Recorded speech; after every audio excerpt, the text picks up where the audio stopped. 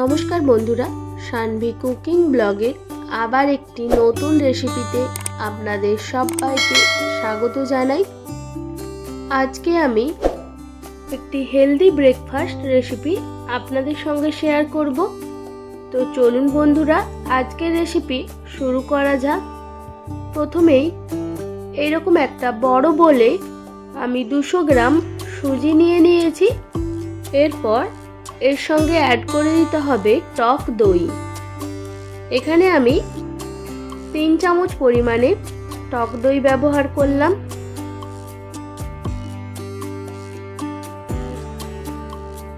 এবার সুজি আর টক দই ভালোভাবে মিক্স করে নিতে হবে। এরপর দিয়ে দেব সামান্য পরিমাণে জল। এইভাবে সামান্য সামান্য করে জল দিয়ে একটা থিক ব্যাটার বানিয়ে নিতে হবে। এটা কিন্তু খুব বেশি পাতলা হবে না। আবারও দিয়ে দেব সামান্য পরিমাণে জল। এবার খুব ভালোভাবে মিক্স করে নিতে হবে, যাতে কোনো রকম গোটা বা দানা না থাকে। এরপর ঢেকে রেখে দেব 15 থেকে 20 মিনিটের জন্য। আর এই সময় এই রেসিপির জন্য কয়েকটা সবজি লাগবে, সেগুলো কেটে নিতে হবে। সবজিগুলো সব কেটে গুছিয়ে নিয়েছি। এখানে নিয়েছি সুইট কর্ন, একটা ছোট সাইজের টমেটো কুচি, একটা পেঁয়াজ কুচানো, আর একটা ক্যাপসিকামের 3 ভাগের 1 ভাগ, আর নিয়েছি একটা গাজর। সব সবজিগুলোই এরকম ছোট চৌকো করে কেটে নিয়েছি। তবে আপনারা চাইলে এই সবজিগুলো গ্রেটও করে নিতে পারেন, আর আপনাদের পছন্দ মতো সবজি অ্যাড করতে পারেন। এরপর এই সবজিগুলো ওই ব্যাটারের সঙ্গে মিক্স করে নিতে হবে।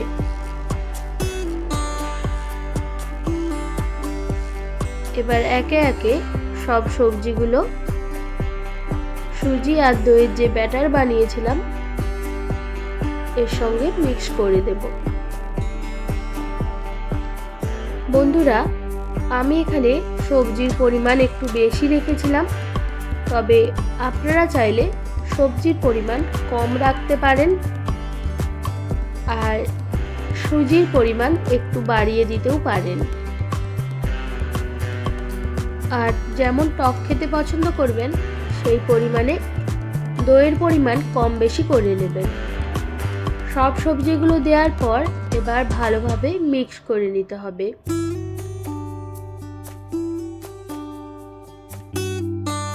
সব সবজিগুলো ভালোভাবে মিক্স করা হয়ে গেলে আমি আবারও অ্যাড করে দেব সামান্য পরিমাণে জল, কারণ ব্যাটারটা অনেকটাই শুকনো লাগছে। আমাদের এই রেসিপিটা বানানোর জন্য আর একটু পাতলা ব্যাটারের প্রয়োজন, সেই জন্য সামান্য সামান্য জল দিয়ে একটা ব্যাটার বানিয়ে নিতে হবে।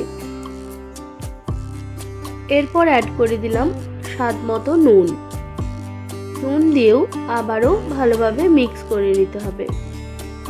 ব্যাটারের ঘনত্বটা বুঝতেই পাচ্ছেন, ঠিক এইরকম রাখতে হবে।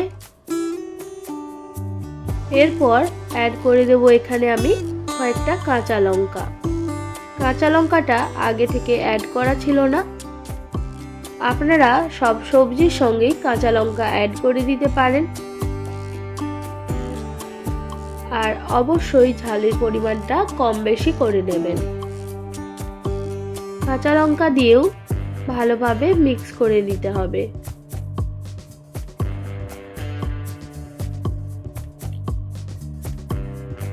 আমি আবারও ঢেকে দেব 2 থেকে 3 মিনিটের জন্য।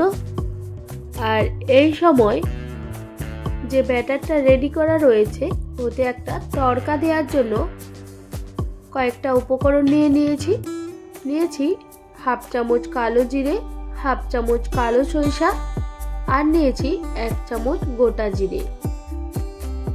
এরপর একটা বাটিতে তেল গরম বসিয়ে দিলাম। তেলটা হালকা গরম হয়ে আসলে দিয়ে দেব সামান্য পরিমাণে হিং। এবার দিয়ে দেব বাকি শুকনো মশলাগুলো, আর এর সঙ্গেই আপনারা কারি পাতাও অ্যাড করে দিতে পারেন। আমার কাছে কারি পাতা অ্যাভেলেবেল ছিল না, তাই জন্য ওটা আমি স্কিপ করেছি। এবার এই উপকরণগুলো একটু ভেজে নিয়ে একটা রেডি করেছিলাম তার মধ্যে দিয়ে মিক্স করে নিতে হবে। আর এখানে আমাদের এরকম একটা প্যানের প্রয়োজন, এটাকে আপ্পাম বলে। এবার এটা ভালোভাবে গরম করে নিয়ে সামান্য পরিমাণে অয়েল ব্রাশ করে নিতে হবে। এতে কিন্তু কোনো রকম তেলের প্রয়োজন হয় না, এটা দেয়া যাতে উল্টানোর সময় একেবারে জড়িয়ে না যায়। এবার 1 চামচ করে এরকম ব্যাটার নিয়ে সবগুলোর মধ্যে ভরে নিতে হবে।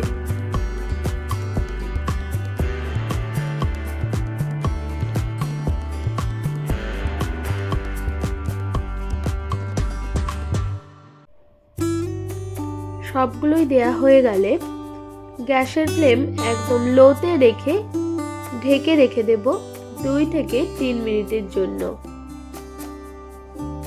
অবশ্যই কিন্তু গ্যাসের ফ্লেমটা একদম লোতে রাখবেন, না হলে এগুলো পুড়ে যেতে পারে। ফিরে আসলাম 3 মিনিট পর।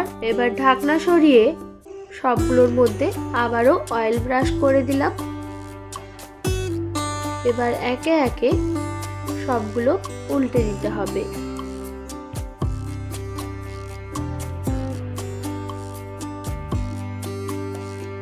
এইভাবে সবগুলো উল্টে পাল্টে 2 সাইড থেকে ভেজে নিতে হবে। প্রথমে মাঝেরগুলো উল্টে দেবেন, কারণ মাঝখানে আগুনের তাপটা বেশি ভালো আসে।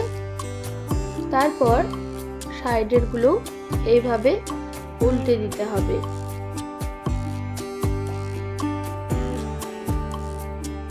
যেগুলো শেষে দিয়েছিলাম সেগুলো এখনো বাকি রয়েছে, সেই জন্য বাকিগুলো আমি আবারও ঢেকে রেখে দেব।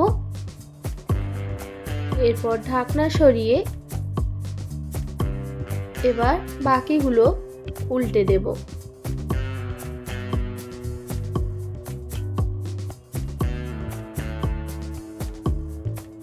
দেখবেন খুব সহজেই এইভাবে উল্টানো হয়ে যাচ্ছে। এইভাবে উল্টে পাল্টে আমি সবগুলোই 2 সাইড থেকে ভালোভাবে ভেজে নেব।